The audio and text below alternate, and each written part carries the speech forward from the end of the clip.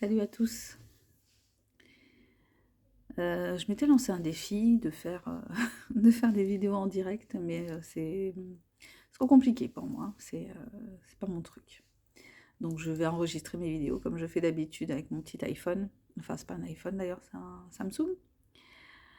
Et en fait, ouais, ce soir, je voulais vous parler euh, de la nécessité de s'occuper de soi par les temps qui courent. Euh, à quel point c'est important en fait de garder la tête hors de l'eau. Par, Donc il y a déjà cet environnement d'actualité qui est extrêmement toxique et extrêmement... Enfin, il y a une espèce de combat ordinaire, je dirais, pour reprendre le titre d'une bande dessinée de Manu Larsenet. Larsenet ou Larsenet, je sais plus. Ouais, pour reprendre le titre de sa bande dessinée. Donc c'est le combat ordinaire de tous les jours, là, dont on n'est pas tous conscients de la même façon, hein. On est tous un peu dans notre... chacun est un peu dans sa réalité. Donc il y a des gens qui le ressentent très fortement et qui en sont profondément impactés, puis il y a des gens qui le ressentent moins. Mais en tout cas, prendre soin de soi, prendre soin de son énergie, c'est difficile, hein, c'est difficile, mais il faut le faire. Je crois que c'est la première chose à faire à l'heure d'aujourd'hui, quand on est quelqu'un de sensible et qu'on se sent impacté par...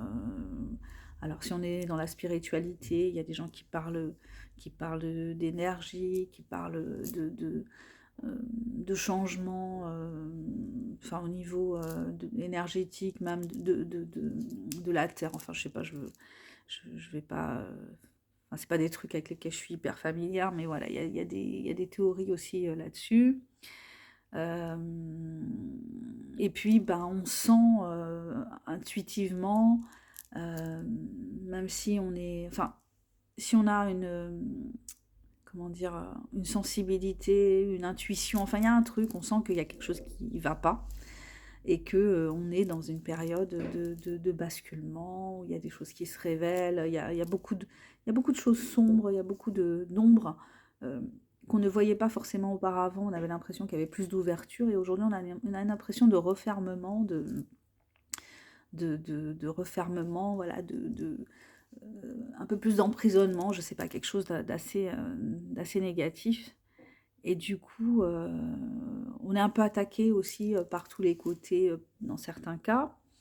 Ça peut être qu'il y a des turbulences au niveau familial, il y a des turbulences au niveau professionnel, il y a des changements, on a l'impression d'être un peu invité par les événements à se positionner différemment, à bouger différemment, à s'affirmer différemment aussi. Donc ça peut être aussi à voir comme très positif dans le futur et puis peut-être nous donner le petit coup de pied au cul qu'on avait besoin d'avoir pour le changement, on ne sait pas, hein.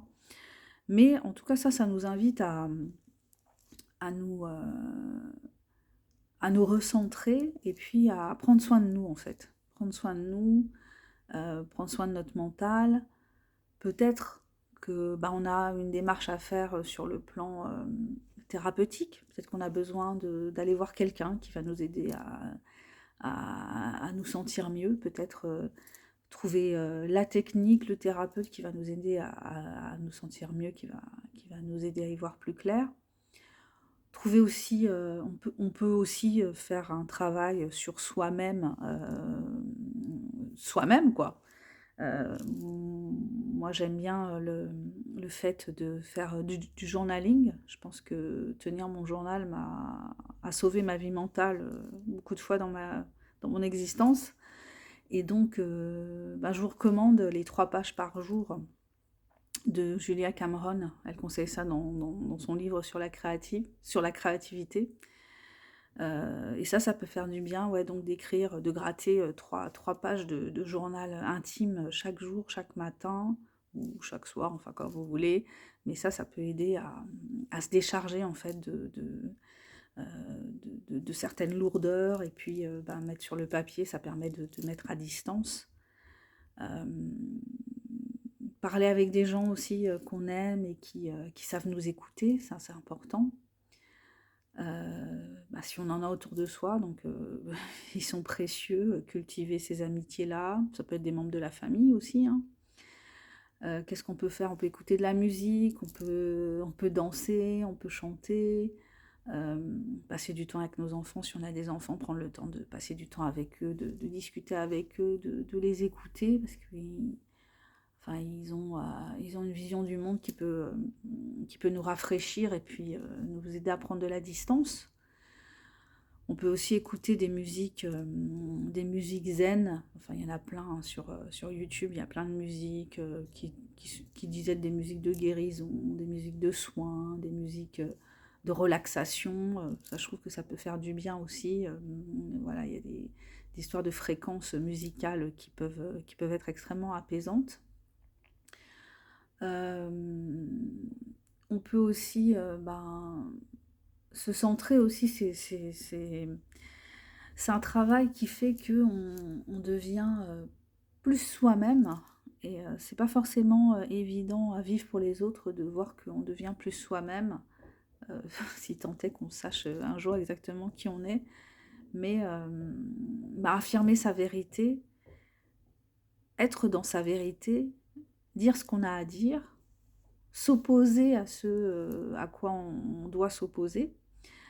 Et ça aussi, c'est quelque chose qui fait qu'on se recentre et qu'on peut se sentir mieux aussi d'être ancré et d'être fixe sur ce en quoi on croit, ce en quoi c'est pas seulement des croyances, mais sur des faits aussi. Beaucoup de gens, heureusement pour nous, pendant 3 ans, sont restés ancrés sur les faits, et aujourd'hui, on s'aperçoit à quel point ils avaient raison. Donc ça aussi, c'est important. Voilà, donc important de prendre de l'oxygène pour soi, comme il est dit dans les... vous savez, quand on prend l'avion, on nous dit de mettre d'abord le masque à oxygène, de prendre de l'oxygène pour soi avant de pouvoir s'occuper des autres. Donc prendre du temps pour soi, prendre du temps pour prendre soin de soi, prendre du temps pour apprendre à s'aimer, pour apprendre à se respecter. Euh, euh, c'est jamais du temps perdu, le temps qu'on prend pour soi en fait.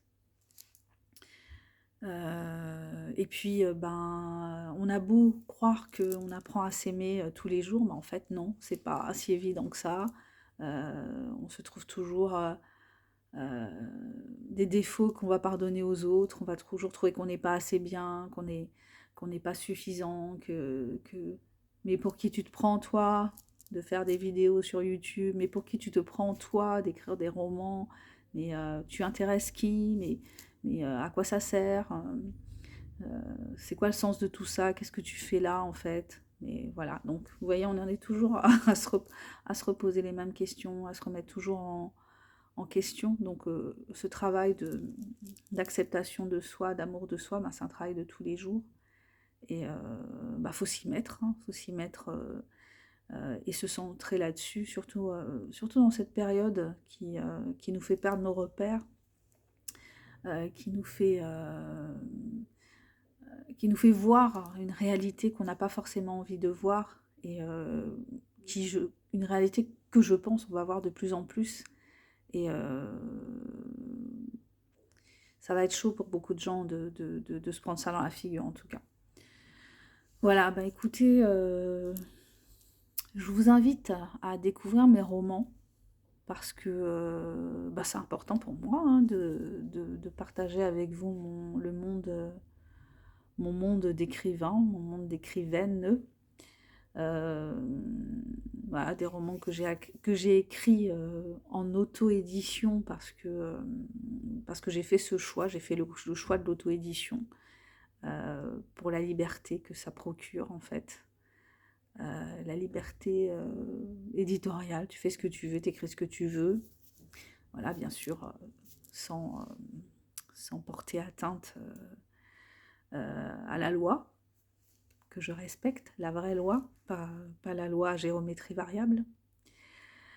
Voilà, donc je vous invite à découvrir mes romans, dont le dernier qui parle d'une jeune fille qui est youtubeuse, influenceuse, que j'aimerais vraiment faire découvrir parce que j'ai mis beaucoup de passion et de rire dans ce livre et il n'a pas encore connu, enfin il n'y a pas encore suffisamment de gens qui l'ont lu, donc j'aimerais bien qu'il y ait plus de gens qui lisent la Mélie Touch parce que c'est un roman, je pense, qui est drôle et qui peut faire du bien par cette période. Ok, bah écoutez, je vous remercie si vous êtes allé jusqu'au bout de cette vidéo, abonnez-vous si ça vous dit, allez découvrir la Mélie Touch sur Amazon, et puis je vous dis à bientôt pour la prochaine vidéo. Bye bye.